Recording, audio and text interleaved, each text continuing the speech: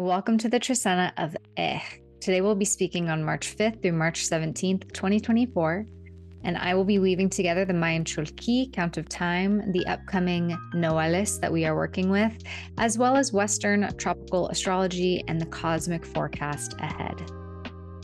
Hi, if you're new here, my name is Samantha, and I run Hands of Mercury, which is devoted to cosmic and earth-based wisdom for personal and collective healing. Thanks for being here.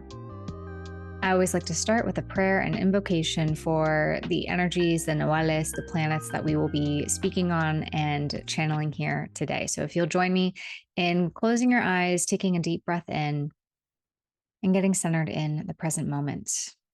Calling to the heart of the sky, Rukushka, the heart of the earth, Rukushuleo, the heart and my own being. Thank you for allowing me to be a channel here today of the planets, of the Noales, of the observation of time.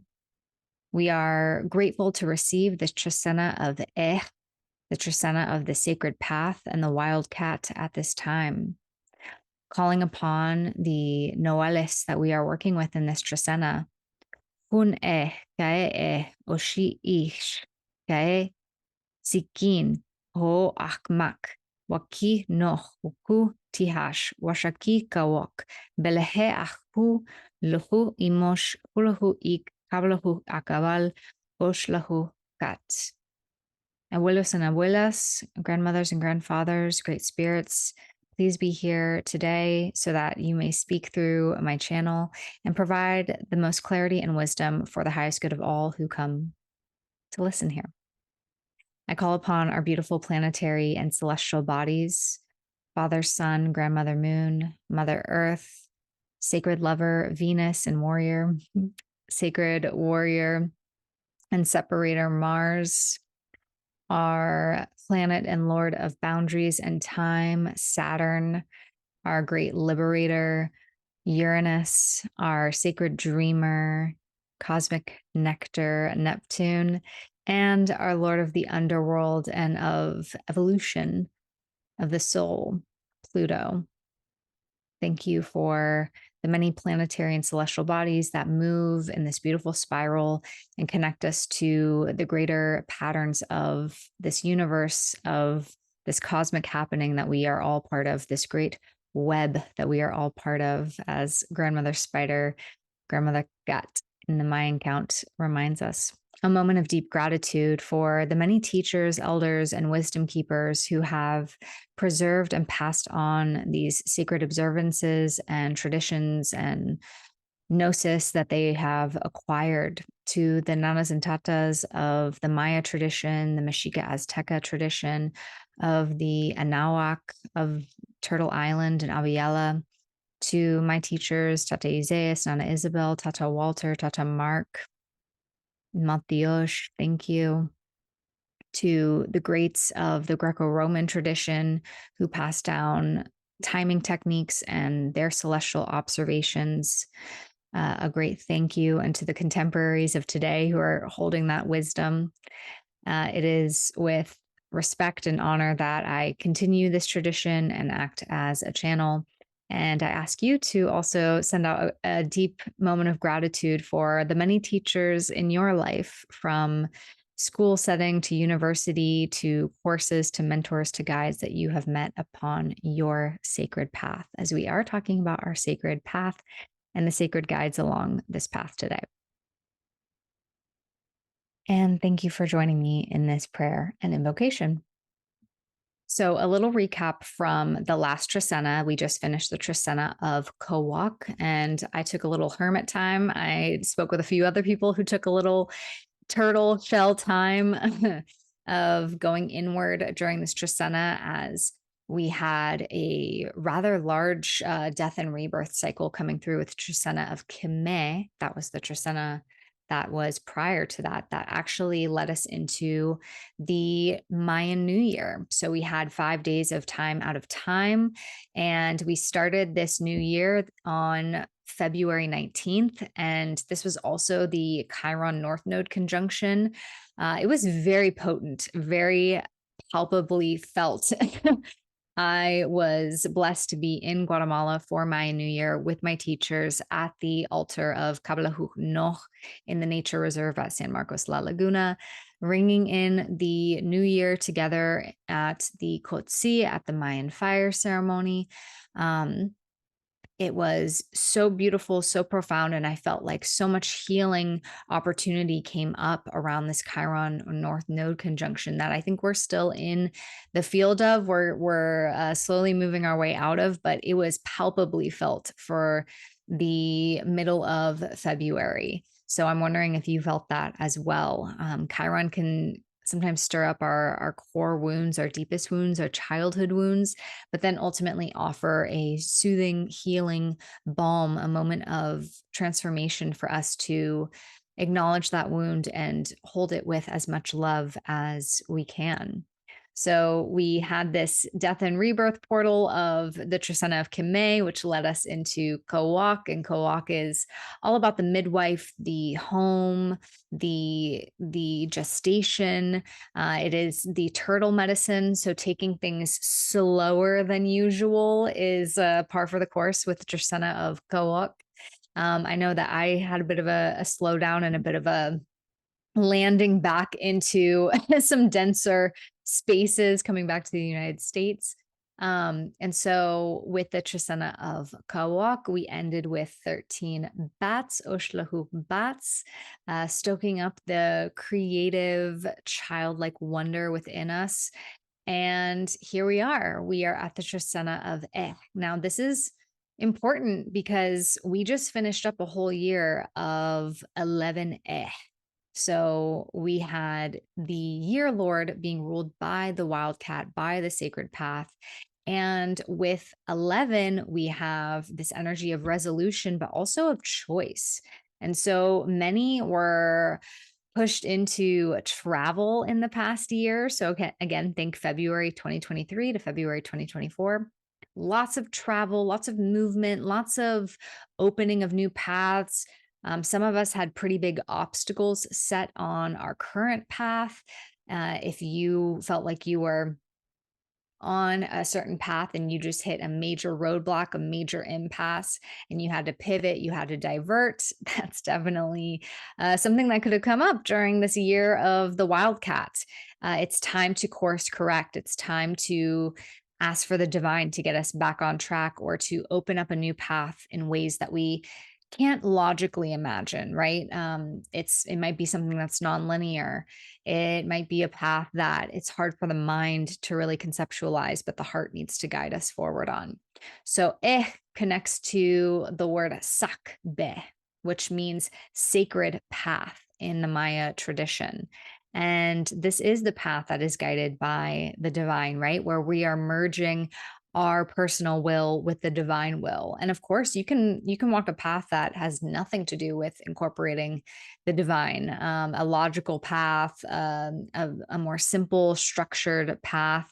But there are those of us that feel called to that path where we're really allowing the divine to move through us. And there's times where we fully surrender up our path and say, you know what?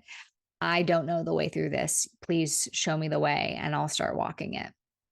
And that's a really powerful prayer as well. When you ask for your personal will, your mental will, your logical will, your personality to connect with the will of the divine, the will of a higher power to guide you through. So it's your higher self that's acting through you, not just your lower self and your lower desires that are coming through, your lower personality desires. And again, lower, higher, they're words. It's not that one is better or worse than each other, but we can think about those kind of mundane or base level desires of success and status and achievement and linear progress and societal status making versus a life that has a little bit more of a mystery infused to it, a little bit more of the moon and the night involved, where we're moving through a lot of fog at times, or times where we're asked to have great trust and surrender. And some people are called onto that kind of path where we have to have a really deep sense of allowing for events to unfold and patience in a process that might look very unique. So is guiding us during this Trecena, and we have a new opportunity here to really sit in this Trecena with all of the knowledge and the wisdom that was accrued during this year of 11 And again, this is a year lord that's connected to the Ab, which is the agricultural calendar in the Maya tradition. So the Ab is connected to the sun. It's a solar calendar. It's 365 days. The last month and the shortest month of this calendar is Wayab. It's 5 days of time out of time, which I didn't realize. The Tonal Puali, which is the Mexica Azteca calendar, it is very much connected in the 13 and 20 cycles that it moves through, as same with the Mayan Cholq'Ij or Xolquin count. This calendar as well has a time out of time that I think is about to begin or is right around the corner. It's just a little bit closer to the actual spring equinox. But I thought that was quite fascinating. I found that out from a Mexica teacher that I had the honor to encounter during my time at the lake this past time. So, under this Trecena of we can again reconnect with our sacred path, our divine path, the guides that are on our path. So, again, this can be in the seen and unseen realms, mentors, coaches, um, parents, grandparents, elders, people that we really connect with that give us valuable advice when it comes to our path, and as well the unseen realm of our passed on ancestors and spirit guides and animal guides that we might have that nudge us at different times and different opportunities to guide the way. As well, you may feel called at this time. How can you be a guide to someone else? During this time, we have a moment to recognize the medicine of our own of being a guide to others, and maybe also connecting with who do you feel called to guide. Is that something that you really feel called to guide? Children, adolescents, young adults, elders, right? There's all these different stages of life and different people. Do you particularly feel called to connect with women, with new parents? There's so many different niches of people that can benefit from guidance and from the experience of someone who's gone through something similar as well. So if you find during these next 13 days a moment where you can offer the gift of guidance to someone else, then take it and enjoy that gift of giving, right? Because we always get to receive that in some form that we might not truly expect to come around, maybe surprise us at a moment later on. Now, with this Trecena, we have lots of astrology coming up as well. So, February was quite a ride because of so much of the Pluto influence of, the new Pluto and Aquarius influence. We had a Venus Mars conjunction in Aquarius as well. So, kind of setting up a new cycle for our Venus Mars relational dynamics, romantic sexual dynamics to be a little bit more unconventional, free flowing, freedom seeking, social justice oriented in some ways, connections that want a deeper sense of friendship within them and camaraderie within them in terms of like intellectual like mindedness. And so that is going to be in the field of the Venus Mars energy for the next year or more until we have another Venus Mars conjunction. So significant to take note of, and definitely would look to where you have Aquarius in your natal chart when we had that Venus Mars conjunction. Like I said, I found that the Chiron North Node conjunction was probably the most profound transit of February that I personally experienced. And I understand now because I have Chiron conjunct my ascendant. So Chiron is very active in my chart. I didn't realize how active until this Saturn return when Saturn opposed it. And I became painfully aware of how active Chiron and those wounds are in my chart. And a gift of that, because I feel like I allow myself to speak a little bit more freely with some people, and even in client sessions, of my own personal wounds and my journey through wounds and self-esteem and insecurities and um, ways that I feel shame towards myself. I'm critical of myself, right? I have Chiron and Virgo.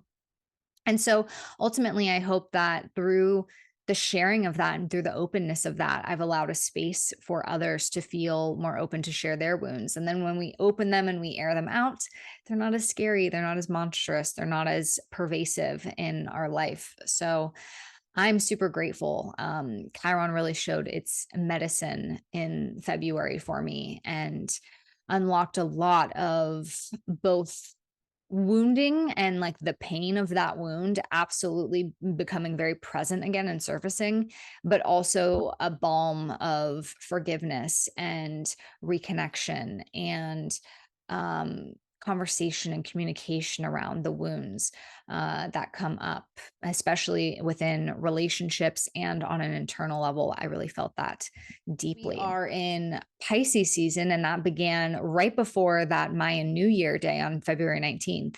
The day before, we had the sun ingressing into Pisces. And Pisces is that season of wrapping up a whole astrological year. We're at the final 12th sign before we head into the spring equinox in the Northern Hemisphere. And that's going to be March 19th this year, equal balance of day and night. And we will have the start of 0 degrees Aries and Aries season. Now, it is going to be quite a time because we are entering into eclipse season. We're entering into Mercury retrograde territory. So it's going to be for Aries season. And this was something that I had mentioned when I had done a 2024 webinar, Astrology of 2024 webinar, that January through April is really mucky. It is a lot of moving through mud and some setbacks and some challenges. I'm grateful that Chiron came in and brought a lot of healing, but there's still definitely the energy of Pluto and Saturn moving through the first quarter to uh middle of April of this year. There's no doubt about it. I've heard it for myself. I've seen it with other clients. I do see the tides really shifting though, middle to end of April when we get that Jupiter Uranus conjunction peaking. And let me tell you, I already feel the oncoming of that transit as well. I'm sure you might be feeling it if you've been feeling a little bit restless, like you know that the future is approaching, but you can't quite step into that future yet, but you're waiting for it. You might be a little delayed because Saturn's throwing some wrenches in the mix, but you can sense that a really important new chapter is coming up. And you would not be wrong. I was listening to Richard Tarnas speak on the 2024 transits, specifically Jupiter and Uranus, as well as we're coming up to a Saturn-Neptune conjunction that really kicks in 2025. And he was saying as well, we are already in it. As of February, we're already in the field of this momentum of Jupiter and Uranus meeting in Taurus. And it's exciting and it's electrifying. I have more positive feelings about it than negative. I hope I'm going to be correct. We'll see about that in the retrospect of this year. But just giving you the heads up, for about the next month, we still have some challenging astrology afoot. We're going to have some big reworkings in our Aries and Libra houses with the eclipses coming up, especially the total solar eclipse on April 8th. That's going to be really important as well for the United States and events going on in the United States, because this eclipse will pass through the United States, the totality. And as well, Mercury retrograde, we're going to have some reviewing, revising, editing happening in our Aries house of our chart, which again, we have the North Node there and we have Chiron there. So we might even see some of those things that came up in February with the Chiron North Node conjunction kind of get revisited, since Mercury is going to traverse some of that area as well. So Mercury will be heading into shadow period, which is when things start to get wonky, especially for Gemini and Virgo. Like, pin this because shadow definitely can bring up some wonkiness, and it's like the first act of three parts of the story. That's going to be on March 18th, so that will be at the start of the next Trecena, which will be the Trecena of Khan. So I am born under Khan. I love talking about Khan. Khan is the feathered serpent, Kukumats, Quetzalcoatl, and Khan is the Kundalini energy, the sexual life force, creative energy that runs through us, that runs through our universe, deeply transformative. It's the medicine of the snake. So, shedding a snake skin is coming up and will guide us into our first eclipse of eclipse season. So, that's going to be that South Node Libra eclipse. Pisces season is a water season. It's mutable. It's connected to the ocean. It's connected to the collective consciousness. It's a season of forgiveness, of connection to everything, of unity, of dissolving boundaries, of separation, dissolving the things that keep us suspicious of each other, and the things that keep us separated from each other in terms of hierarchy. It's like this: we are all one. That's the energy of Pisces, and it's the two fish. So the two fish that are kind of tied together and swimming in opposite directions. So some can say that the one fish is swimming towards the ocean. It wants to swim back into the source of all things. It wants to head back into the source of the creator itself, God, goddess, the universe, and merge again with the infinite ecstasy of all that is.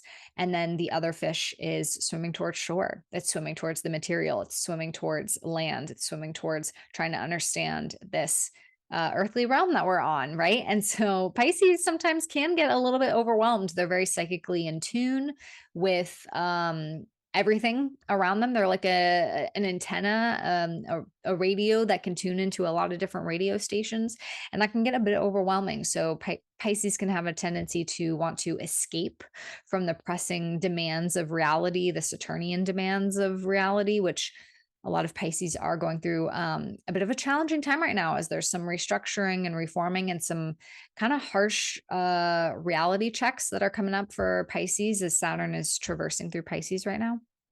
So I'm sending a lot of love to my Pisces people. I'm in my Saturn return. I'm with you. But it has been a little bit challenging because Pisces doesn't like to be confined like with Saturn. It's the ocean. It wants to be expansive and imaginal, and anything could happen at any moment. And how exciting is that? And then Saturn's like, not really. Sometimes you got to choose one way and let go of another. And dig into this, and it's going to be work. With Pisces season, it's an opportunity to forgive, to release, to reflect, to once again connect with the divine and the mystery of the larger workings of your life, and prepare for the rebirth of spring, of the new season, the new astrological year ahead. So that is what we're working with the Pisces season. I love Pisces, by the way. I really get along with Pisces. I love the dreaminess as a Taurus. My Earth really connects with the Piscean waters and magic. And Pisces is also connected with film and television and storytelling, because they can build these incredible imaginal worlds. I will say I just saw Dune Part 2, which was really exciting, and I loved the sense of world building within the story. It was, and some of the religious and spiritual undertones of that film, and the pitfalls of that space as well, which is very Piscean. Cult leaders and being deceived, and buying into an illusion and into the fantasy of someone else, and their charming way of connecting you falsely to a false prophet. That's also something of a shadow side of Pisces as well. So making sure that you come back to discernment. right? And not falling into the rabbit hole too far down, where now you are essentially drowning in illusion. You've left a sense of reality that now is starting to harm you or harm your path in some way. And now you got to get back on shore a little bit. So let's go through a day by day breakdown of the next 13 days of this Trecena. On March 5th, we welcomed Cholq'Ij. This was the start of our Trecena, and we had a Capricorn moon guiding us in, which already sets that Saturnian tone of connecting back with our path, but also trusting some of the setbacks and delays that might be occurring on our path right now. I feel like there was this great expansiveness that came up around the start of Pisces season, and a sense of the possibilities of many different paths coming forward. But now it's like, okay, but there's work and the reality of, do I need to apply for something? Do I need to wait for this one thing to come in? Do I need to sacrifice another path that looks really enticing? But if I try to do both paths right now, I'm gonna end up splitting too much of my energy. It's going to be like half in one, half in the other. I need to commit all in on one, which again could require sacrifice. Having a really serious talk with yourself about the long-term implications of where you're heading and who you're heading there with right now is something that's coming up with this Trecena. And I'm feeling that Saturnian Saturnian flavor, right? And one of the big things of this Trecena is going to be the new moon in Pisces, and that moon will pass over Saturn on its journey to becoming a new moon for us. On March 6th, we welcome Cacao. Is our armadillo. It's the spiritual rod of power, the cornstalk, the reed cane. And 2 is about choice and partnership and union and balance. So this is a good day to ask for integrity and truth and honesty to move through any partnerships or relationships that you have. And as well, the moon is conjunct Pluto on this day. So it enters into Aquarius and then makes that conjunction with Pluto. So you might find that there's some excavations or things that are going on behind closed doors that now come to light, some developments that come up, as well as another touching point of Pluto and Aquarius and how that's interacting in this new space in your chart. So again, looking to where Aquarius lies in your natal chart, and we're getting another download from the moon connecting with Pluto, an intuitive download from Pluto. March 7th, we welcome Oshi-ish, 3-ish. This is a day of taking action, and we see this astrologically as well. So this is an active day for us, connecting with the divine feminine, the sacred feminine, the earth mother, the womb, with Ish, the jaguar. And the moon will be making a conjunction to Mars in Aquarius. So when the moon and Mars meet, we do sometimes tend to feel impulsive, specifically acting on emotions. Sometimes we have an emotional outburst. We could have anger coming through, but we could also feel really motivated to act on a feeling on this day. As well, being in Aquarius, there could be a sense of wanting to explore or discover something. And with the moon conjunct Mars, this can also be a great day to just make sure you get a good workout in, a good brainstorming walk. This is a great day to go on a walk and just move your body and let your mind kind of go through a creative process with it. That would be a great way of using this moon conjunct Mars in Pisces. March 8th, we welcome in Pehe Sikin for Sikin. Sikin is our eagle, quetzal, condor, red-tailed hawk. I'm going to throw in there as well, as I've been connecting with this beautiful animal. It's an intermediary between our world and the spirit world and the sky. And so this is also a day to ask for stability through that energy of 4, stability, structure, and abundance to come into that through our businesses, our dealings, our careers, our material possessions, and our material sense of wealth, so that we can nourish ourselves, nourish our loved ones, nourish our community. On this day, we have Mercury conjunct Neptune, as well as the moon conjunct Venus. I love this. This is a great day. Bookmark this day. Mercury conjunct Neptune. Now, Mercury can get a little foggy on this day because our logical analytical brain is in the dreamscape fantasy of Neptune. This is a great day for artists, though, to work with that imaginal realm. And as well with the moon conjunct Venus, we have our two feminine essences moving through a weaving together of their connection with our body and our artistry and our values. Venus and the moon kind of soften each other in a way. Now, it is a conjunction with it being in Aquarius. So, again, there's a little bit more of an intellectual, um, detached energy that can come up with Venus and Aquarius. And again, this could be a day for creative breakthrough, having some sort of creative insight. Also, a great day for friendship.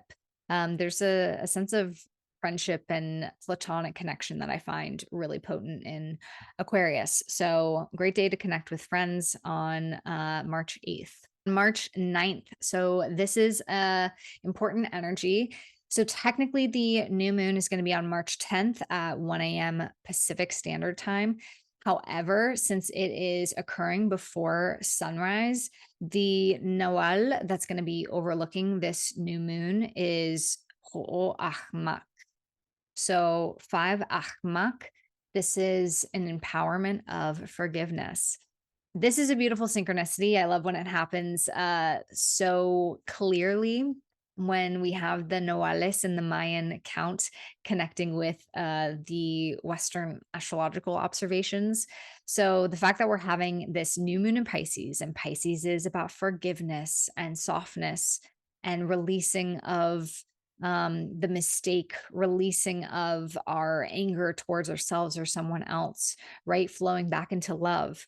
We have Ahmak, the honeybee, which is the symbol of forgiveness, of the releasing of guilt, the releasing of sin, the sweetening of the honey that comes with that surrender, and surrendering our blame and our victimizations that come up. So I really love that coming up. It's a real double down on forgiveness, but as well, we're planting a seed on this day, right? It's a new moon, it's a new intention. It is far enough away from Saturn. Obviously, it's still co-present, but it's not right on top of Saturn, which I love. It's actually a little bit closer to Neptune. So we get more of Neptune's dreaminess, of Neptune's idealization, of Neptune's energy of how good could it be.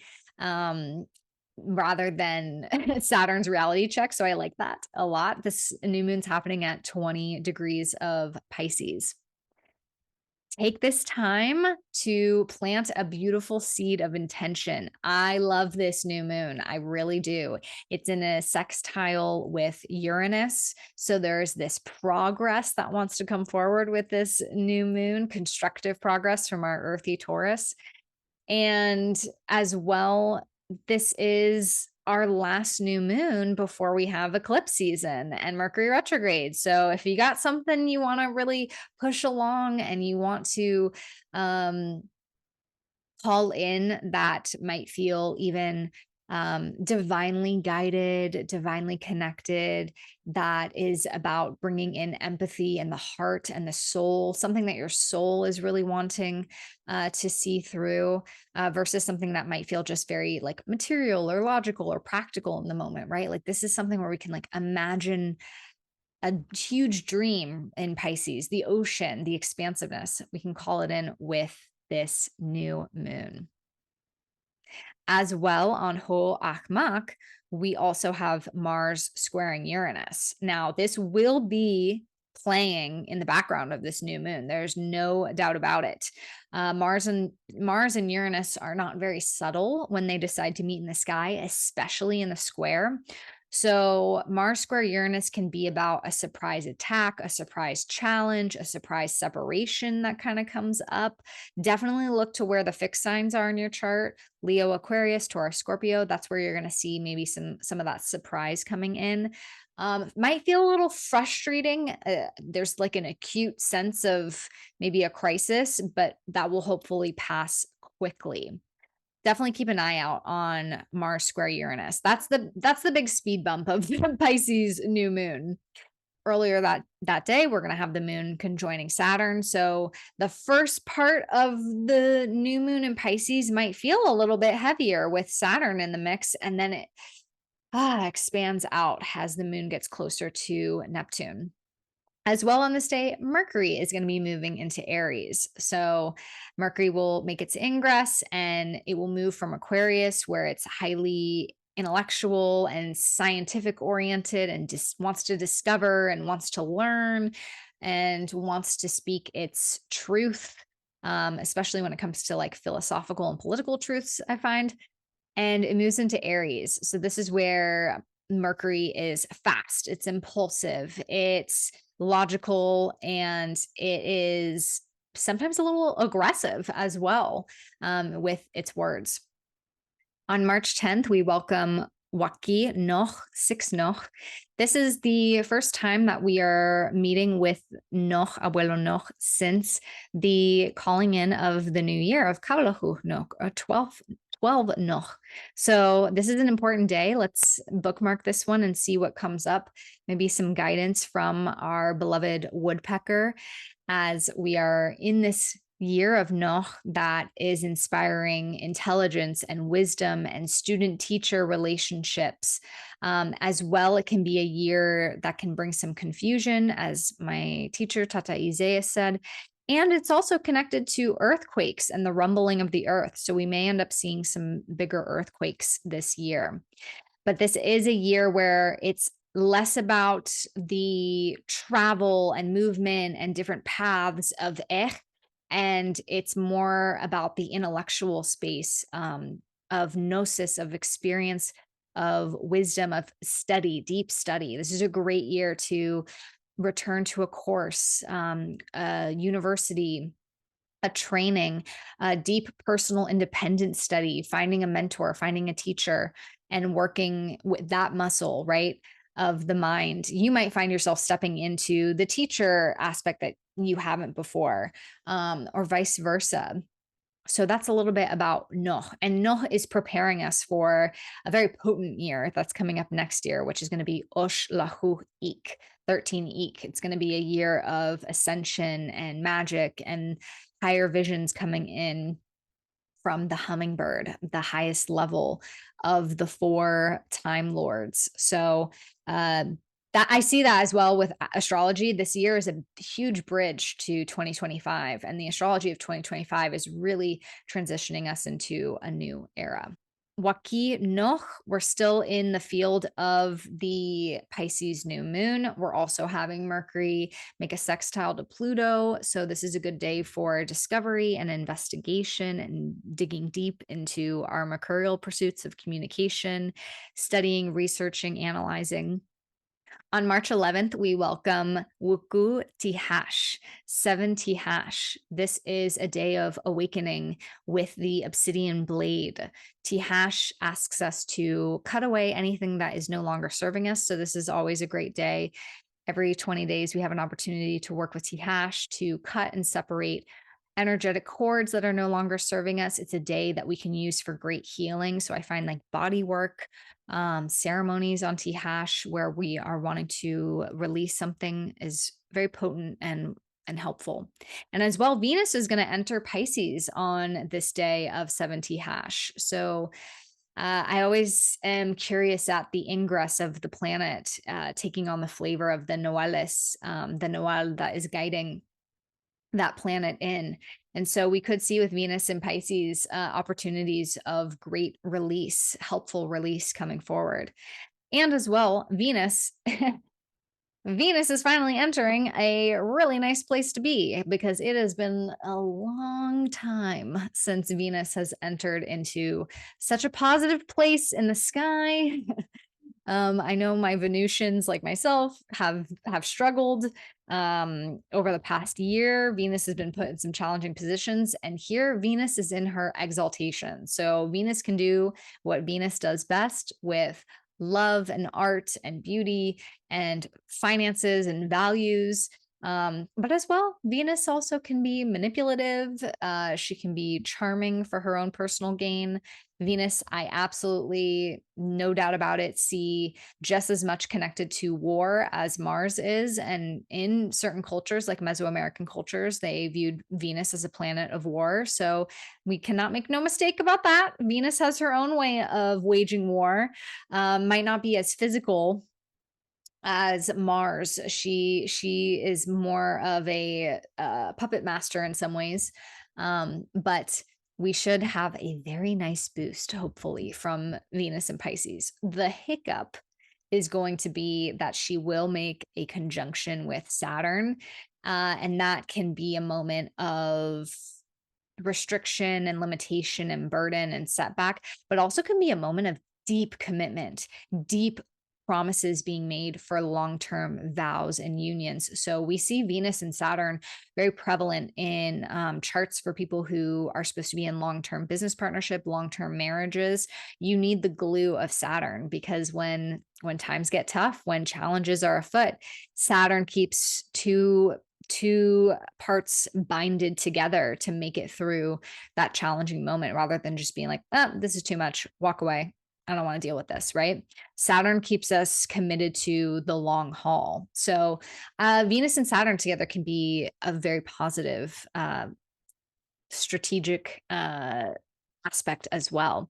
And I really like that Venus is in her exaltation, which means that we're more likely going to see Venus softening some of Saturn's harsh edges, rather than Saturn firming up and reserving back some of Venus's affections and harmony. So I really like that, especially for those who are going through their Saturn return right now and things are a little rough. Venus could bring a nice soothing balm very soon. And that's going to be happening in the next Trecena. So Venus is going to be entering Pisces, like I said, on Wuku and as well, we're going to have the moon making a conjunction to the North Node and Chiron on this day. So again, the moon is activating the eclipse cycle and the eclipse line. So we might have a little percolation at that time, as we're getting ready to step into eclipse season, and as well the moon conjuncting Chiron. So again, could be stirring up some of that Chiron North Node conjunction that happened around February 18th, 19th. We might see another development in some of those stories coming up. On March 12th, we welcome Washaki Kawak, 8 Kawak, and this is a day of discipline and justice, and as well a commitment to our rebirth, to slowing down, right? We just finished the Trecena of Kawak. We get this other day of maybe slowing things down, and I see that as well with the moon coming into Taurus. So the moon is going to be entering Taurus on this day. It's the moon's exaltation, which is quite nice. And Taurus is all about slowing things down as well. Slow and steady is the pace, name of the game. But we also have the moon squaring Pluto on this day. So again, we're getting that kind of uncomfortable evolutionary nudge from Pluto, maybe some of our shadows coming up on this day, some deeper intensity, intimacy, transformation on 8 Kawak. On March 13th, we welcome Belehe-Ahku. So Belehe-Ahku is going to connect us to patience and the connection of the sun and the warrior, the hunter. And the moon will be making a conjunction to both Jupiter and Uranus on this day. So moving through the second into the third decan of Taurus. The moon conjunct Jupiter should feel quite nice and expansive. And then when the moon conjuncts Uranus, it can feel a little bit more restless and surprising. I especially felt that one of the rounds that the moon made through Scorpio and in opposition to those two, it was like, oh, wow, I'm feeling this easefulness, this hope of Jupiter. And then, hours later, we felt the moon connecting with Uranus, and it was like, whoa, a huge surprise, plan that I thought was going to be happening ended up completely turning, but then a way better plan came into place. So we always got to trust that. Um, and this is a beautiful day to, again, like I said, connect with our sun, our solar energy in the sky, our internal sun that we have within us. And the moon will be in a sextile, a supportive aspect to our sun in Pisces on this day as well, right? From Taurus. So again, connecting with our luminaries, the sun and moon, and remembering that patience is always asked of us. Our day in the sun, if we're in the dark, will come again once more. March 14th, we honor Cholq'Ij. So this is a day of manifestation and connecting with our sacred waters, our internal waters and the sacred bodies of waters. This is the energy that connects to Lake Atitlan, sacred lakes, rivers, oceans, as well as the crocodile, the dolphin, and the whale. The moon will be in a square to Venus in Pisces. The moon enters into Gemini and makes that square off. And we have that deep feminine intuition and energy moving through the day, right? And as well, Venus being in Pisces, we're connecting into that ocean and that primordial water. So, this is a day to allow flow and tears and emotions and dreams and psychic abilities to really come through. I find with emotion, it's very connected to the intuition and the feelings and the non-linear path.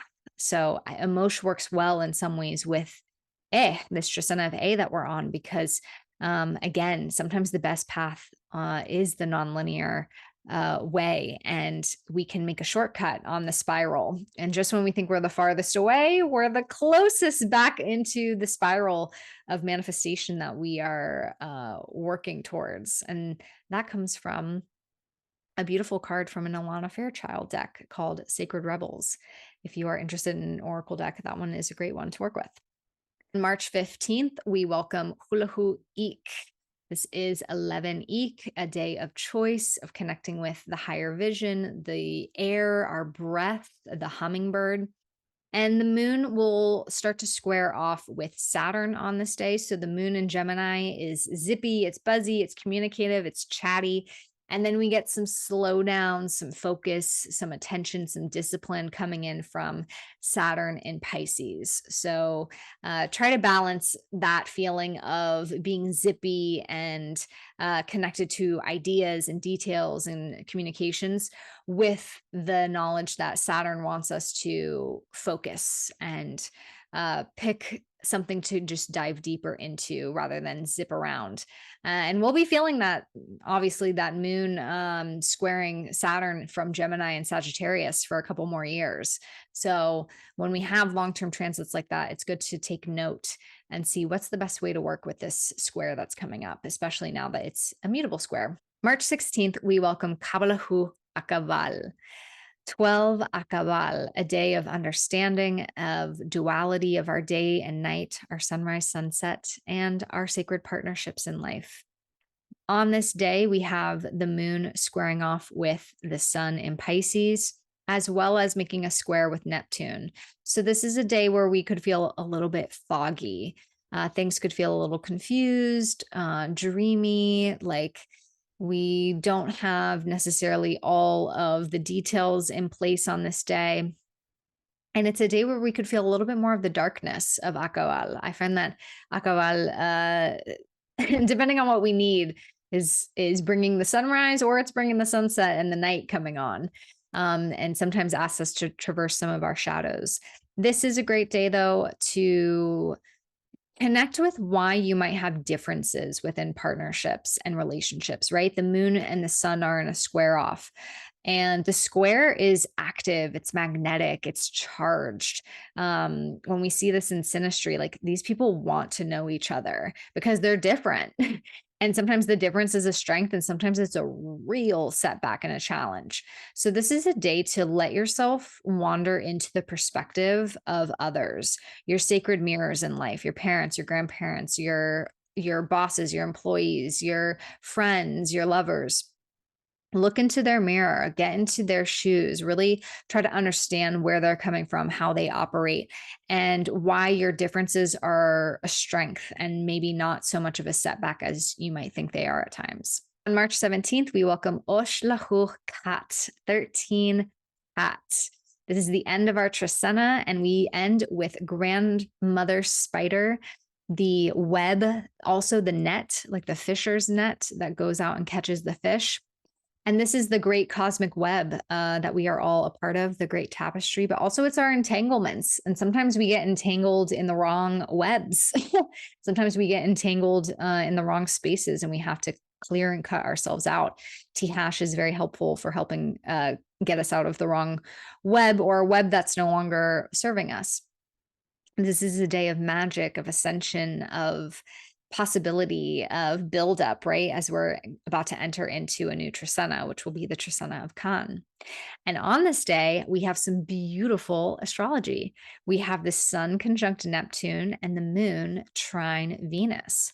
So this is a once a year transit where the sun conjuncts with Neptune, Neptune being our dreamer, our illusions, our rose-colored glasses, our idealizations, our transcendent form of love. In modern astrology, Neptune is seen as the higher octave of Venus.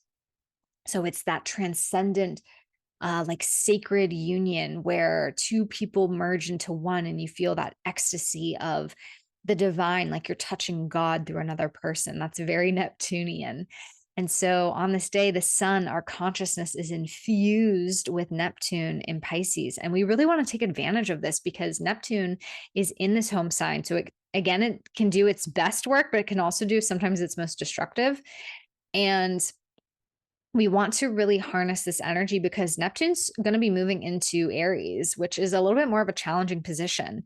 So I highly suggest on this day carving out some time to sit with dreams, to draw, to sketch, to paint, to merge with your lover, to connect with the divine, to connect in trance, in meditation, in chant, connect with that transcendent force that wants to move through.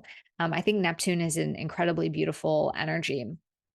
And in this Piscean space, it's like anything is possible. Any reality that we can dream of can move through us on this day, and then we can hold it and ask to move through us in waves into the next year through this conjunction. So I think it's going to be potent, especially with the moon in a nice trine with Venus. That's very harmonious. So again, Venus is going to be in Pisces. The moon is going to be in Cancer. This is a lot of watery energy coming up on this day. Our emotions, our intuitions, our feelings. This is a great day to let go of pain and resentment and anger and just connect with the soul connection that you have, not just to others, but the connection that you have to art, to the things that you love in life, to the things that bring you great joy, to the things that make you feel like you touch on the divine through the activity of that. And as well, if you are working on the shadow sides of Neptune. So this can be about addiction, escapism, sometimes self-sabotaging due to overwhelm, then calling in a prayer on this day, making an offering, especially to Grandmother Spider, to release you from the entanglement of that escapism, of that addiction, of that loop and pattern that is not serving you. Thank you so much for tuning in. I hope you have a wonderful Trecena of as we are guided by the wildcat on our sacred path on the spiral of life, integrating these energies of Noch as Noch the woodpecker is guiding us in this next solar year, and connecting with Pisces season, letting go, releasing, forgiving, reflecting, giving gratitude to what went well this past year, learning lessons with humility of what maybe we could have done better, and getting inspired to try again, to be reinvigorated for our path ahead as we enter into the equinox slowly but surely on the 19th. I will be posting more here. Please join my email newsletter where I put out events and offerings, and I have more detailed written musings that come through me on the new and full moons. And as well, you can stay connected to me through Instagram or through my email. Thank you again, and I'll see you soon.